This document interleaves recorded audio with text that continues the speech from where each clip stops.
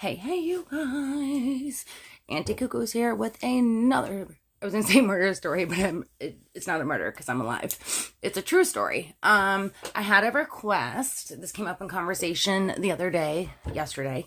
And I was telling the story, talking to one of my girlfriends about her daughter, and I was like, dude, safety, careful, safety. Because as a teen, I almost got abducted once. She's like, what? So I told her this story, and she's like, how have you not shared that on your YouTube channel? I'm like, I didn't think it was that interesting.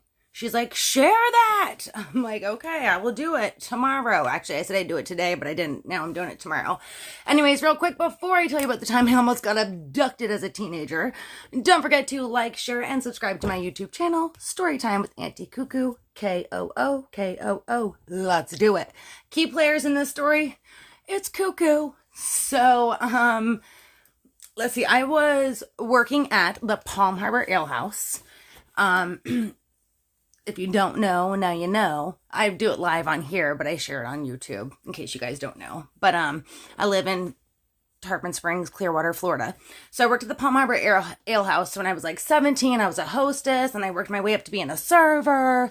When I was about 18, 19 years old, I'd been working there, and I started dating one of the Busser Expo guys. I won't use his name because I don't want to, add anyone that doesn't want to be added. But we started dating, and, I was like 17, 18 years old. My parents were super strict. Like, I didn't even get my license until I was 17. I wasn't allowed to date. I wasn't allowed to hang out with boys. I wasn't allowed to ride in cars. It was craziness. So, I lied and I snuck around. I'll be honest, I did. I wasn't a bad kid, at least not until my senior year. I got a little wild for a minute. But besides that, I wasn't a bad kid, but my parents were super strict. So, anyways, real quick. So, I was dating a guy that I worked with, and I wanted to hang out with him after work. And of course, I wasn't going to be allowed to. My parents like, no, you go to work and you come straight home. If you don't know, the Palm Harbor Ale House is like a restaurant, but it really wasn't. Things got off the chain after like 9 o'clock in that place. Things got crazy. So when I was like, oh, Mom, I have to stay until they're closing. She's like, you ain't staying until 3, 4 o'clock in the morning at the Palm Harbor Ale House. 9 p.m. you need to be home because things get wild up in there. I couldn't believe they turned it into a church at one point. I was thinking, oh my goodness, if they only knew what happened in that building. But anyways, back to the story. So my boyfriend was working there, and he got off work, and I wanted to go hang out with him. So I was like, Mom, I got to close tonight. She's like, no, you can't. You need to come home. I'm like, Mom, no, they're short-handed. I've got to. So I will be home like around 3. They close at 2. I'll be home. She's like, all right, you come straight home. Do you hear me? You come straight home. I'm like, of course, Mom, I'll come straight home. I got off at like 9:30. I went straight to my boyfriend's house. Again, we're teenagers, so it's his mom's house, who at the time lived on Tampa Road and County Road 1. If you know the area, probably don't, but if you do, now you know. So I go there. That's where he's at. We're not doing it. It's his parents' house. We're not doing anything. We're literally laying in like the sleeper couch, watching like a ghost movie or something. You know what I mean? Just chilling. All cuddled up, and I probably fell asleep for a minute. And then all of a sudden I was like, whoa, it's 3 o'clock. I gotta go. So I'm like, hop in the car.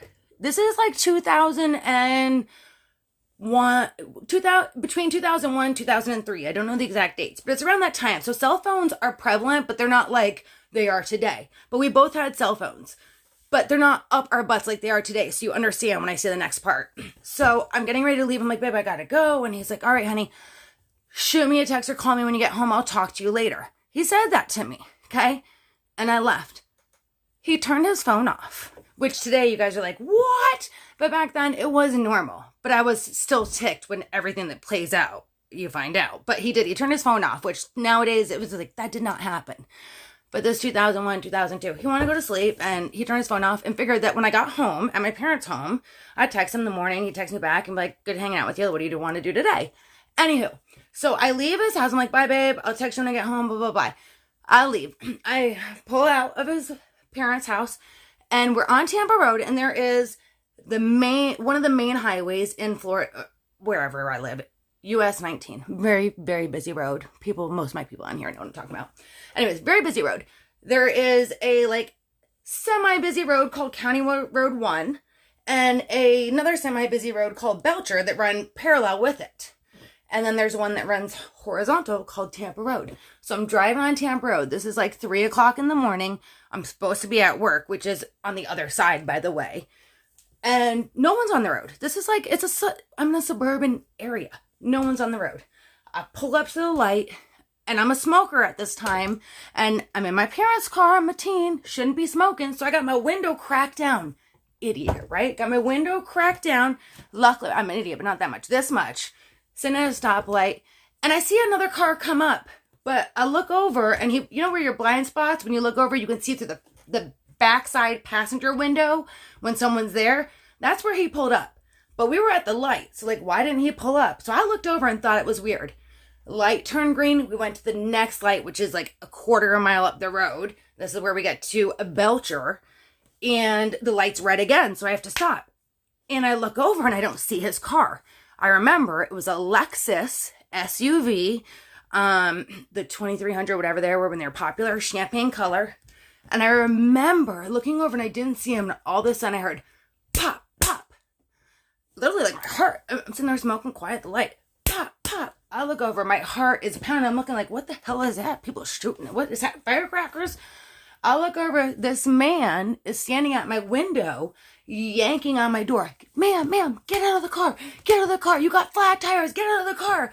And I'm like, why are you screaming like a bomb if I got a flat tire? So I freaked out. I ran the light, drove through it, went through US 19. Thank God it was like 3:30, 4 o'clock in the morning and there was no traffic. Otherwise, I probably would have gotten in an accident. Anyways, drove through it, went to Lake St. George to the 7-Eleven, pulled in. And the whole town driving, my cars are like, but I'm like, get me the hell out of here, driving like a maniac. Grab my phone, call my parents. They didn't answer the first time because it's 3:34 in the morning. So I pull into the 7-Eleven, I run in the store, and I'm like, this man's trying to abduct me. And they didn't believe me. So they're calling the police. I call my parents again and tell my parents what's going on. My dad's like, are you kidding me? So you got a flat tire and you weren't at work. Is that what you're telling me? Like, he does not believe me at all. So he comes to the 7-Eleven. And the police are there, and I'm explaining what happens. I forgot this part. Before the cops showed up, I was talking to my dad. I seen this mofo drive in his Lexus SUV up to that light at Lake St. George, and when he saw me in the parking lot at 7-Eleven, he turned and made a U-turn and drove away. I didn't get his license plate because he stayed behind my car at all times. So anyways, my dad shows up, and the police, whatever. I'm talking to the cops. My dad shows up. He looks at my tires. The passenger side and the rear passenger side, both tires literally had like a slit like this. Like, took a friggin' butcher knife, and I don't know what knife, but like, that's what it looked like, in both tires, and slit them. So that's what had happened. So my dad was like, I'm so sorry that I called you a liar, blah, blah, blah, whatever, which I was lying. I wasn't at work. I was at my boyfriend's house. But this man really did try to abduct me. That really did happen. So I went back to work, and the crazy part was, is this vehicle looks so much like one of our creepy regulars. I mentioned to my managers, and if I remember correctly, I believe they had like asked him not to come back. I couldn't identify for sure, but I felt real uncomfortable about it. But anyway, so that's that story. So I think all the time, like when I'm in my car, always carry a mace. If I'm in the park walking, you guys see I'm always with Tucky walking and stuff. I always have a knife on me. Just remember that if you're stuck in my shit, I always have a knife on me and mace, and my dog is ferocious. He looks friendly, but he'll rip your face off. But anyways, just stay safe, you guys. Even like being a smoker back then, thank God my doors were locked and my window was only down this much. Because that man was literally had slit both my tires and was yanking. I didn't know what to do. I mean, thank God there was no cars because I just sped off. He was freaking me out. But he was yanking on my door and I was like, get out of the car, get out of the car. Like I had a bomb on me over flat tires. I didn't understand it. So thank God I drove off and my window wasn't all the way down. So that's that story, you guys. Now that I'm talking about it, I guess it is a bit more exciting than I thought. So that's why I say, like, if you guys remember any stories, like my friend and I were talking the other day, of something crazy that happened to me or I told you about, don't hesitate to ask me to tell this story. If I remember it, I'll tell it. I mean, I'm not ashamed of stuff that happened. We all have pasts and we live, we grow, and we learn. But yeah, stay safe. Girls, be careful always. Like I said, thank God my window was down only this much and my doors were locked and I had the sense to drive away and not get out of the friggin' car. Lord only knows what this man had planned. Like, he came out of nowhere in a street that was completely empty and had already stopped 2 lights before this happened behind my car and had a knife ready. Like, this was planned, I felt like. I think that's why my managers took an action the next day. Even if I thought it was a man, I said I wasn't sure and asked him not to come back to the restaurant. It's because it felt like it was a planned attack. Like, who's prepared like that at 3:34 in the morning? It's craziness. Anyways, so that's that. Thank you so much to my girl for requesting me to tell this story, because I didn't even realize that it was that. It's a pretty good story, right? Anyways, all right. Thank you guys so much. Hope everyone is having a super duper night. Don't forget to like, share, and of course, subscribe to my YouTube channel, Storytime Auntie Cuckoo, Kookoo. Anyways, take care, be safe. Hope everyone's doing well. Deuces. Thanks for hanging out. I appreciate you. Yes, I'm going to give you all ways before I go. You guys are awesome. Thank you. Stay safe.